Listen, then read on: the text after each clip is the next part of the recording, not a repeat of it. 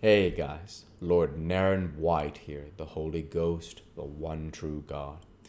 Back with you with the next video in our series, Great Expectations. Without further ado, returning to Great Expectations by Charles Dickens. For all these reasons, I told Wemmick, and because he was my companion and friend, and I had a great affection for him, I wished my own good fortune to reflect some rays upon him, and therefore I sought advice from Wemmick's experience and knowledge of men and affairs. How could I best try with my resources to help Herbert to some present income, say of 100 a year, to keep him in good hope and heart, and gradually to buy him on some small partnership? I begged Wemmick, in conclusion, to understand that my help must always be rendered without Herbert's knowledge or suspicion, and that there was no one else in the world with whom I could advise. I wound up by laying my hand upon his shoulder and saying, "I can't help in confiding in you, though I know it must be troublesome to you. But this is your fault in having ever brought me here." Wemmick was silent for a little while, and then said with a kind of start, "Well, you know, Mr. Pip, I must tell you one thing. This is devilish good of you." "Say you'll help me to be good, then," said I. "Ecod," replied Wemmick, shaking his head, "that's not my trade." "Nor is this your trading place," said I. "You are right," he returned. "You hit the nail on the head. Mr. Pip, I'll put on my considering cap, and I think all you want to do may be done by degrees. Skiffins, that's her brother, is an accountant and agent. I'll look him up and go to work for you." "I thank you 10,000 times." "On the contrary," said he, "I thank you. For though we are strictly in our private and personal capacity, still it may be mentioned that there are Newgate cobwebs about, and it brushes them away."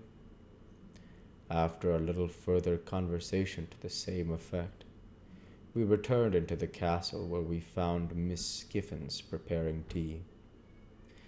The responsible duty of making the toast was delegated to the aged, and that excellent old gentleman was so intent upon it that he seemed to me in some danger of melting his eyes. It was no nominal meal that we were going to make, but a vigorous reality. The aged prepared such a haystack of buttered toast that I could scarcely see him over as it simmered on an iron stand hooked onto the top bar, while Miss Skiffins brewed such a jorum of tea that the pig in the back premises became strongly excited, and repeatedly expressed his desire to participate in the entertainment. The flag had been struck, and the gun had been fired, at the right moment of time, and I felt as snugly cut off from the rest of the world, rest of Walworth, as if the moat were 30 feet wide by as many deep. Nothing disturbed the tranquillity of the castle, but the occasional tumbling open of John and Miss Skiffins, which little doors were a prey to some spasmodic infirmity that made me sympathetically uncomfortable until I got used to it. I interfered from the methodical nature of Miss Skiffins' arrangements that she made tea there every Sunday, and I rather suspected that a classic brooch she wore, representing the profile of an undesirable female, the very straight nose and a very new moon, was a piece of portable property that had been given her by Wemmick. We ate the whole of the toast and drank tea in proportion, and it was delightful to see how warm and greasy we all got after it. The aged especially might have passed for some Clino chief of a savage tribe just oiled. After a short pause for repose, Miss Skiffins, in the absence of the little servant who, it seemed, retired to the bosom of her family on Sunday afternoon, washed up tea things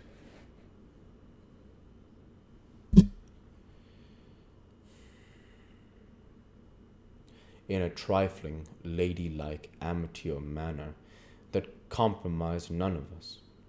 Then she put on her gloves again, and we drew round the fire, and Wemmick said, "Now, aged parent, tip us the paper."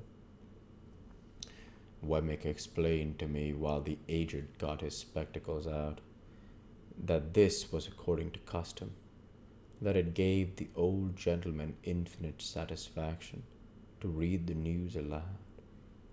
"I won't offer an apology," said Wemmick, "for he isn't capable of many pleasures, are you, aged P?" "All right, John, all right," returned the old man, seeing himself spoken to. "Only tip him a nod every now and then, when he looks happy off his paper," said Wemmick, "and he'll be happy as a king. We are all attention, aged one." "All right, John, all right," returned the cheerful old man, so busy and so pleased that it really was quite charming. The aged's reading reminded me of the classes at Mr. Wopsle's great-aunt's, with the pleasanter peculiarity that it seemed to come through a keyhole, as he wanted the candles close to him, and as he was always on the verge of putting either his head or the newspaper into them.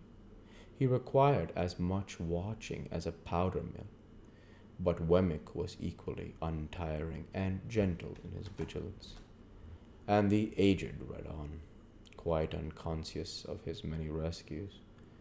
Whenever he looked at us, we all expressed the greatest interest and amazement, and nodded until he resumed again.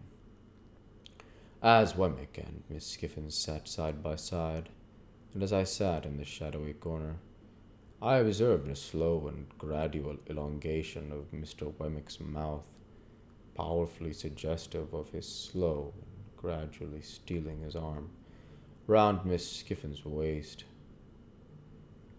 In course of time, I saw his hand appear on the other side of Miss Skiffins, but at that moment Miss Skiffins nearly stopped him with the green glove, and unwound his arm again as if it were an article of dress, and with the greatest deliberation laid it on the table before her.